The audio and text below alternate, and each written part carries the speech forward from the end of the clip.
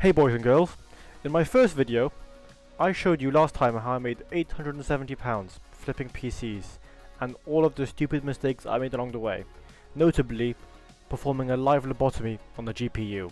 Somehow survived, so not an issue. But in 2026 I locked in, I optimized, and I dropped my production costs, and I moved 8 custom builds in 12 weeks out of my bedroom. Today I'm opening up the spreadsheet to show you every single penny of profit, the exact hardware methods I used and shouldn't have used, and why the easy money in local flipping is officially dead. So let's get right into the numbers. So let's start with a fantastic build. This build, honestly, not much could have gone better. It's the classic value meta build I have spoken about in the last video, with an equally classic white and black fish tank.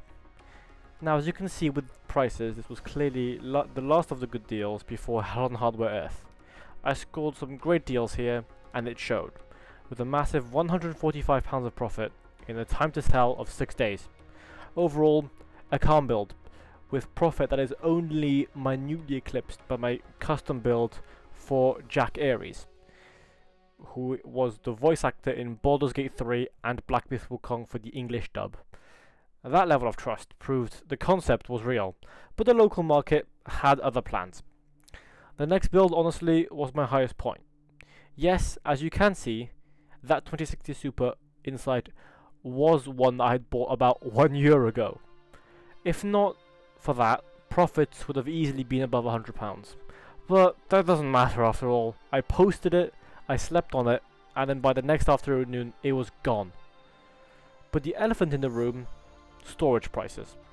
This was when everything was creeping up and up, and I thought it was a big brain move to buy an admittedly archaic, totally archaic 256GB SSD and 500GB hard drive setup. Was it a good idea on the surface? Perhaps, but when my neurons fired up, I realized the combined cost wasn't far off a singular 512GB SSD setup, which is miles better, right? So yeah, don't copy that. I unfortunately also bought a bundle of 10 of them. But it's up to me to shift them now. But please, don't copy that storage setup. Right, back to the fun.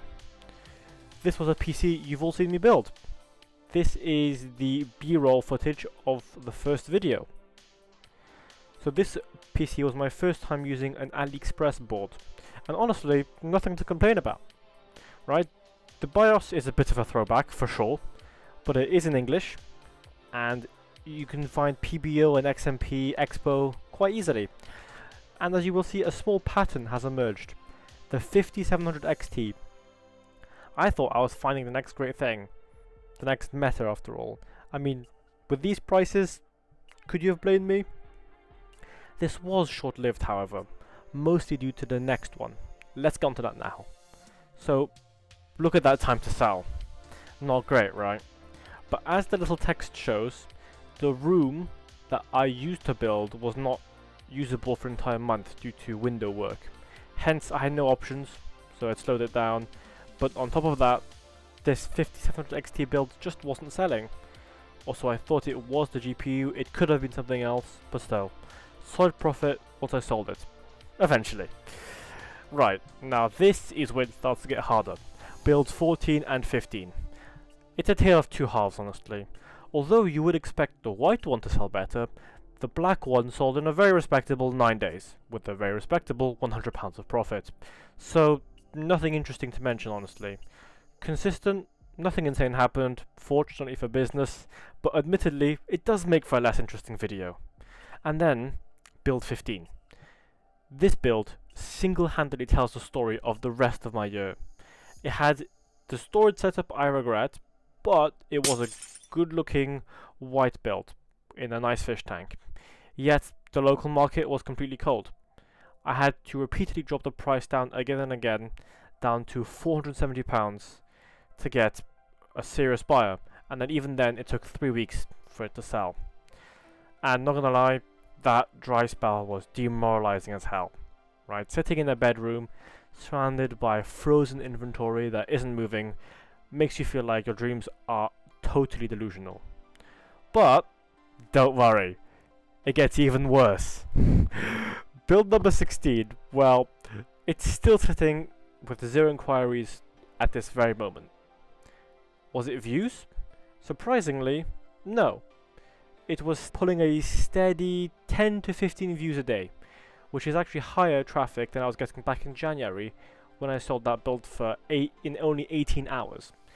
The problem wasn't reach though, it was buyer intent. Early in the year, 10 views meant 2 serious buyers in my inbox. By May, 10 views just meant 10 window shoppers that just scrolled right past. The local conversion rate had completely evaporated. But build number 17, I am proud to report that did sell in about a week, even with the massive slowdown of exam season fast approaching in the UK. But by this point I was feeling a little rusty. The slow sales made me less efficient, but that didn't matter really because the build sold anyways. But at this point the writing was on the wall.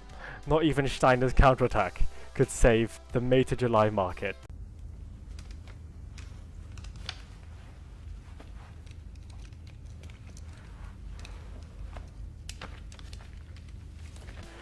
But not only that, it was clear that the easy money, cash in hand local market was fading. It's fading! The queen is fading! Fading fast! I had saturated my local Cardiff market, but why haven't I given up? Well, the UK gaming PC market overall is insane. Thousands and thousands of rigs are sold per week. So it should be impossible that no one wants my PCs. Simply speaking, the local market has run out of easy money. So maybe I painted PC flipping in too easy a light in the last video, as easy flips have slowed down now in Cardiff, but that might be because of me. When you move 17 custom builds out of a spare bedroom with 0 ad spend, no website, no financing, you eventually hit a wall. I exhausted the local cash in hand market really in my area. So relying purely on collection has reached its absolute limits. Even though my latest compact builds still pull crazy traffic, like my new Lian Li build hits 60 views in less than 48 hours on Facebook Marketplace, which I've never seen before. And all of my builds easily hit 10 views a day, every day of the week, which doesn't sound like a lot, but remember on Facebook Marketplace that view count per day allowed me to sell a bunch last year and early this year in very short time frames, relying purely on local collection and bank transfer or cash. But that clearly has reached its limits.